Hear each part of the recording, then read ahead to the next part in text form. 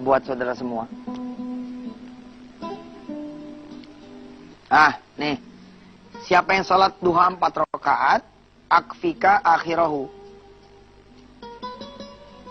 Allah akan anterin rezekinya di siang hari.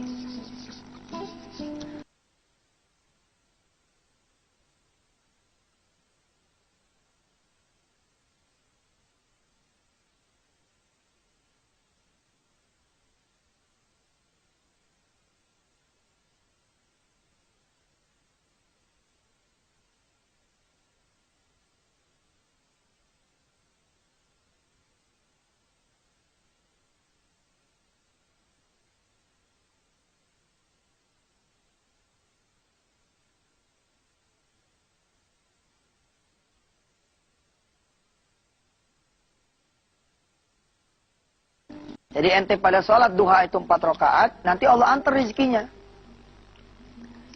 Saya tuh, senang gitu loh. Karena pada saat saya mendengar, membaca hadis ini, itu lagi jobless gitu.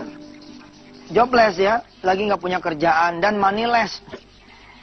Agak punya duit. Lah orang yang nyari duit aja susah ya kan? Harusnya kan bagaimana kerjaan gak punya usaha. Lalu ketemu nih kalimat ini. Sholat deh 4 rakaat. Nanti Allah akan anterin rezekinya. Saya bismillah pemirsa. Bismillah. Ya. Atas izin Allah nih cerita. Tahun berapa ya? 99 Pak kalau gak salah. Saya gelar sejadah. Saya bilang sama Allah begini. Ya Allah. Bener nih. Kalau sholat 4 rakaat bakalan diantar rezeki. Mau nyari aja gak ketemu. Masa. Tapi kalau gak percaya. Ya berarti saya nggak beriman dong. Bismillah dah, saya mau percaya. Saya mau sholat nih 4 rakaatnya Allah. Mudah-mudahan engkau betul-betul menjalankan apa yang dikatakan Rasul. Ya, indahnya ungkapan Nabi kan bahwa dia salah satunya adalah benar, merupakan janji Allah Subhanahu Wa Taala. Udah, saya sholat duha. Sholli sunat duha, begitu saya bilang, rakaatnya lillahi taala. Allahu Akbar. Ketika sholat saya mau meyakini betul bahwa setelah selesai salam-salam tuh duit udah ada gitu. Benar pemirsa, begitu sholat rakaat yang kedua, itu ada yang ngucap salam. Assalamualaikum. Ini saya lagi sholat nih, baru 2 rakaat nih, rakaat yang kedua. Dalam hati saya begini, wah iya nih, bener nih. Baru 2 rakaat, udah ada yang ngucap salam nih. Berarti nih hadis benar nih. Kalau selesai 4, jadi ini duit nih. Wah, pemirsa yang mendengar cerita ini, ya ini saya nih khusyuk apa enggak disebutnya? Kan lagi sholat nih, ada yang datang, lalu saya mengingat janji Allah dan Rasulnya nih, bakalan diantar nih kalau sholat 4 rakaat. Ini kira-kira khusyuk apa enggak? Pemirsa pasti jawab, enggak khusyuk. Kalau saya lain. Kalau saya mengatakan inilah khusyuk, karena masih inline. Masih segaris, senapas, sejalan. Ya. Kalau saudara-saudara mengatakan khusyuk itu nggak ingat apa-apa, ente perlu tahu. Kalau nggak ingat apa-apa, itu namanya pingsan. Kalau ente nggak dengar apa-apa, itu namanya budak. Ya kan? Nah, kalau kita kan, kita emang orang biasa deh, iya nggak? Masih dengar. Orang Rasulullah aja, ketika beliau itu, sujud, ada Hasan Hussein naik ke dia punya punggung, tahu kan? Ketika Rasulullah ngedengar ada yang nangis di belakang seorang anak, lalu Rasulullah mempercepat sholatnya, tahu kan? Dan tidak berkurang tuh kekhusyuannya. Maka saya ketika ada yang salam, Assalamualaikum, terus saya bilang, dia nih duit nih. Mudah-mudahan deh bener, aneh cepetin sholatnya. Rakaat 2 yang pertama, aneh percepat sholatnya. Kemudian begitu salam-salam, aneh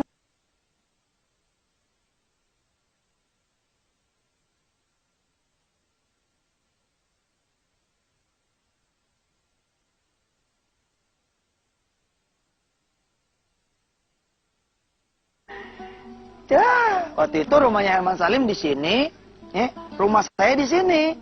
Kita dipisahin sama gang, lalu ada kali di sini. Gang lagi ke sini. Saya lemes tuh. Saya bilang sama Allah begini, Loh, elah. Sekalinya percaya, ternyata nyasar. Kirain beneran. Ya udah, saya unjukin aja dia. Ya, saya unjukin dia rumahnya Herman Salim itu di mana. Tapi ternyata Masya Allah. Allah emang gak pernah ada bohongnya. Kita akan lihat nih setelah yang berikut ini ya. Silakan lewat dulu.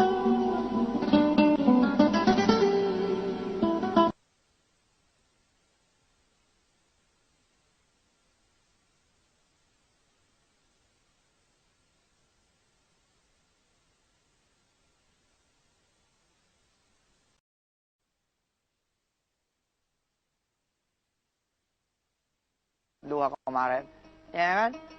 Kita saya Ustadz begini, kita baru paham setelah kita melakukan.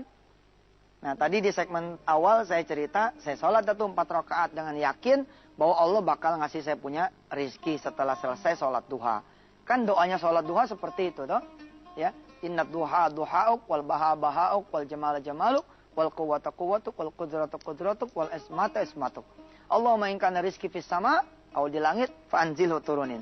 Kalau di bumi, fa'akhrijhu keluarin.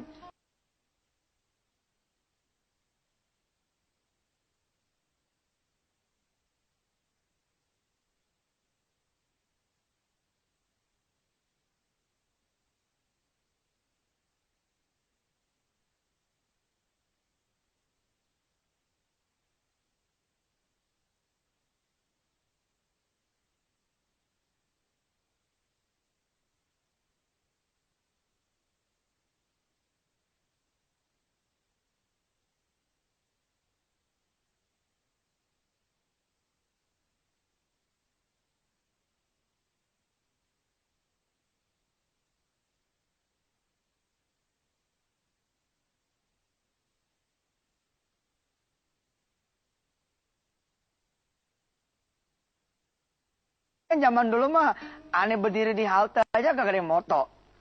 Aduh, sekarang mah Masya Allah, Alhamdulillah.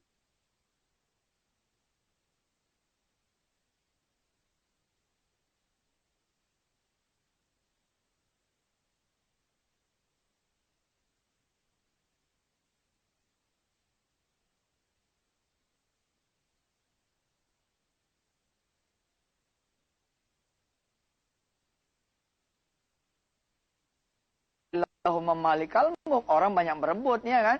Kalau dulu mah aduh. Nah, tapi ternyata saya salah pemirsa.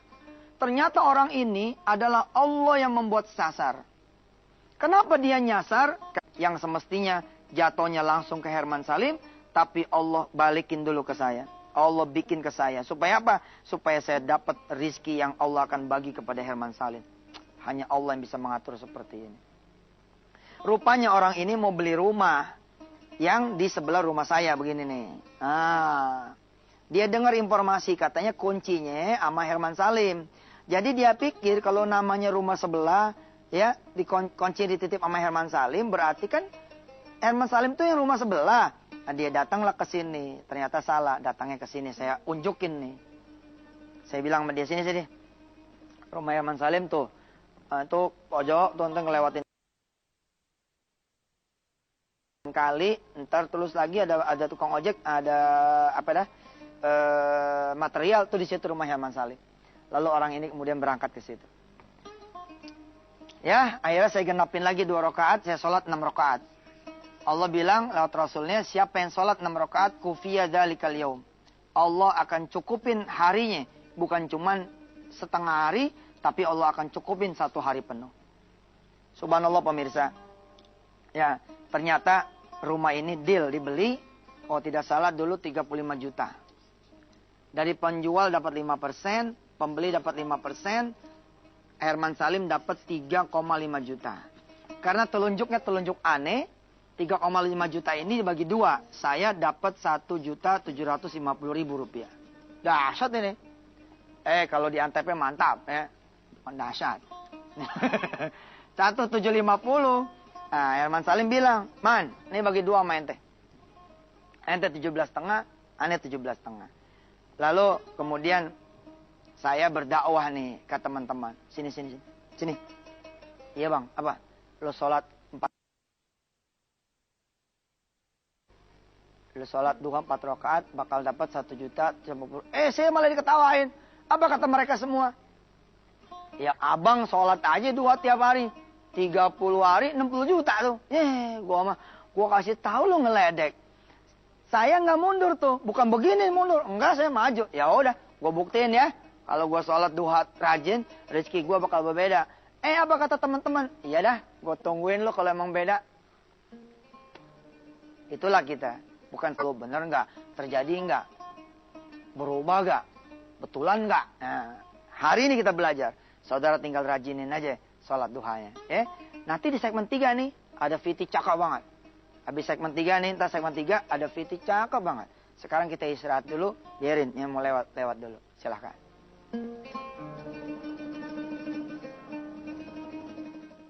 Pemirsa, alhamdulillah kembali lagi bersama acara yang kita cintai di Wisata Tian TV. Ya, rezeki itu ada bermacam-macam. Ya, ada rezeki nyari, ada rezeki minta, ada rezeki nunggu, ada rezeki dikasih. Nah, siapa orang yang kemudian nyarinya lewat sholat duha, mintanya sama Allah, lalu dia bersabar menanti janjinya Allah, insya Allah Allah akan kasih apa yang udah dia janjikan. Saya ulangi ya. Rezeki ini ada rezeki nyari.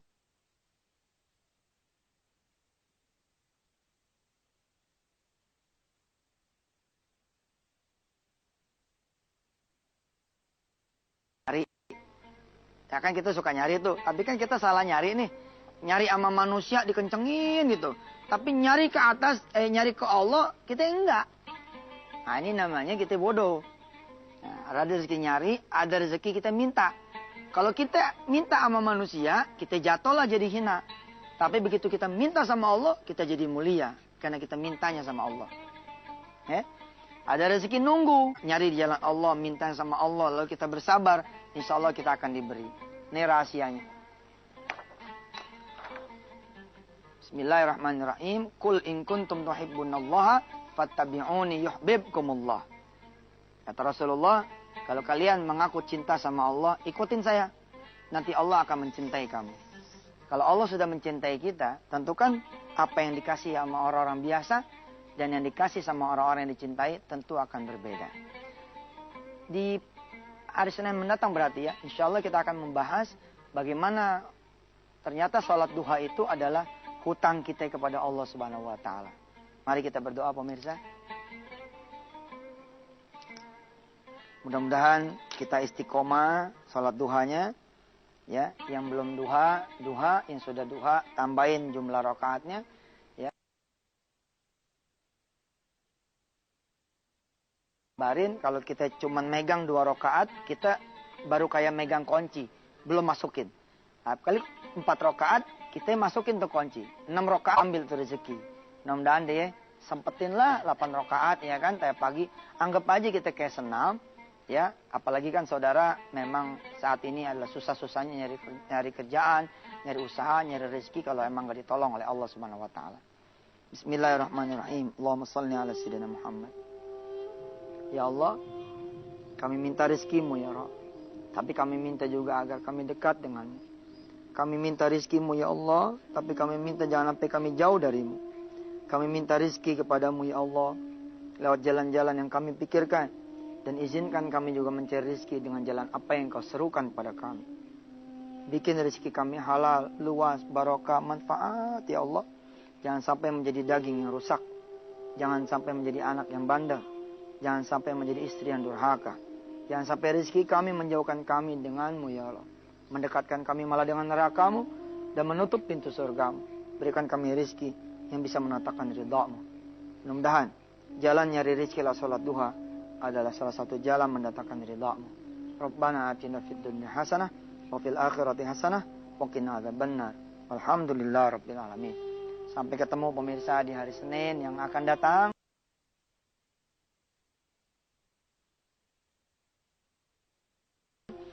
Kita akan membahas betapa sholat duha itu ternyata hutang kita kepada Allah Subhanahu wa taala. Berdasarkan tayangan yang tadi kita sama-sama pelajari, yang sama-sama kita lihat, Saudara sudah bisa tahu betapa dahsyatnya sholat duha itu. Karena hanya dengan modal sholat duha, seseorang bisa bangun rumah mewah. Orang kalau buat bangun rumah mewah, dia perlu perjalanan usaha, karir, jabatan yang panjang sekali. Tapi ternyata kita lihat, hanya dengan modal sejadah dan air wudhu sholat duha, Allah bukakan dia punya rizki. Sampai ketemu lagi. Wassalamualaikum warahmatullahi wabarakatuh.